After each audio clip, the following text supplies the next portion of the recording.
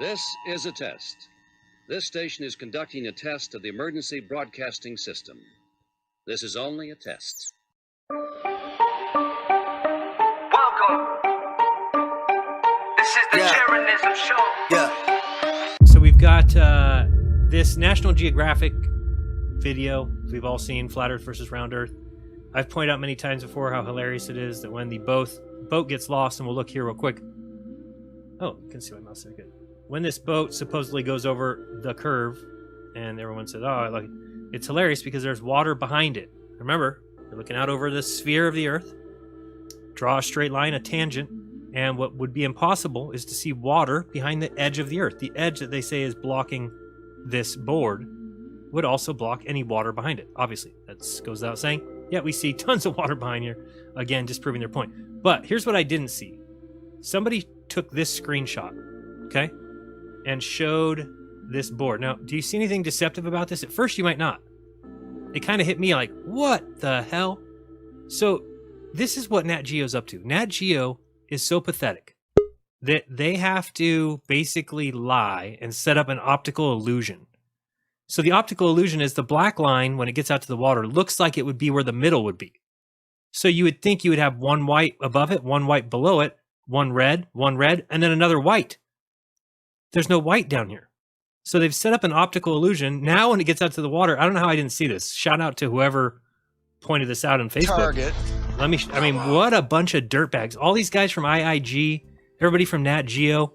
Look what you guys have. You wonder why there's flat earthers. Why don't you stop the lies? You don't need to get the lies across to, even if you think what you're telling is the truth, you're making it worse for yourself. Stop being so freaking deceptive. Because here's the thing, like I said, if this guy's looking out over the water, well, one thing you would know for sure is that soon as the boat started to disappear over said edge, how could you ever see water behind it?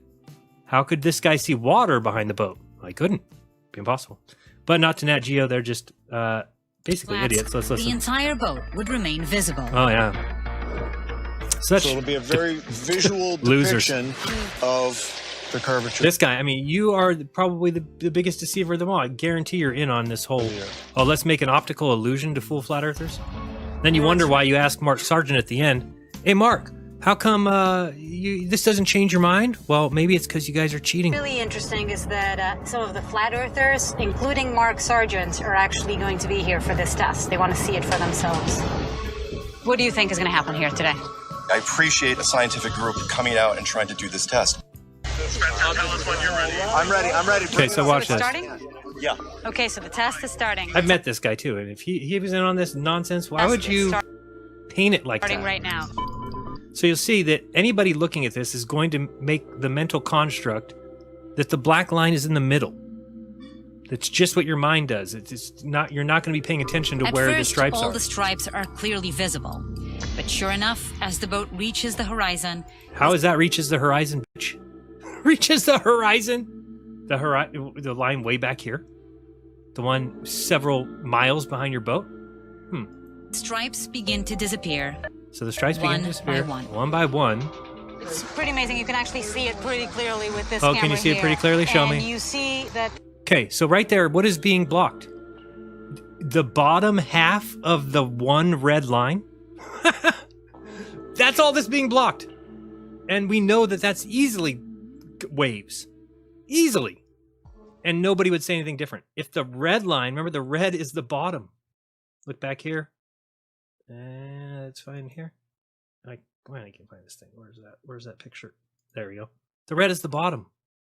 So literally the water is covering the lower half, which we're talking about 6 inches.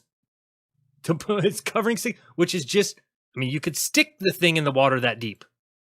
And yet these guys are acting like they've got some sort of scientific test. Look at them.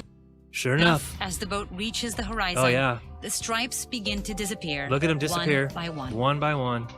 It's pretty amazing. You can actually see it pretty clearly with this camera here. And you see that... See what? The red stripe that was at the bottom has completely disappeared. No. And it's now getting closer to sort of the middle. No, it's not. Green.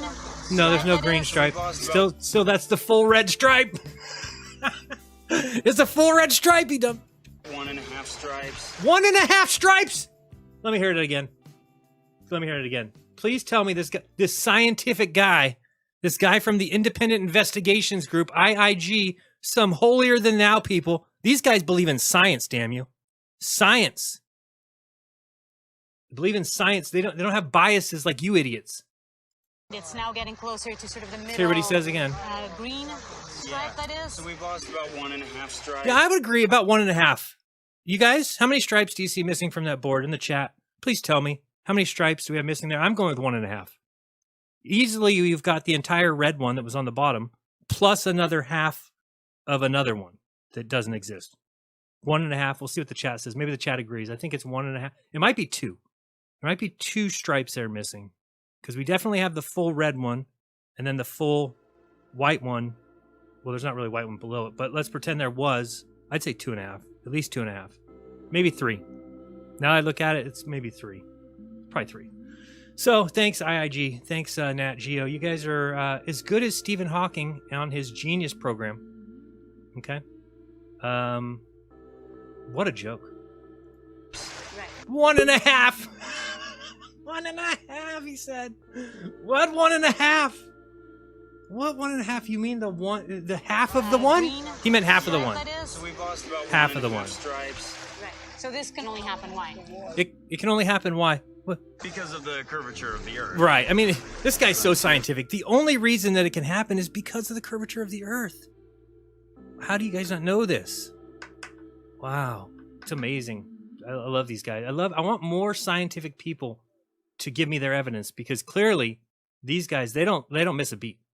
Let's see who we've got waiting for us. We got a couple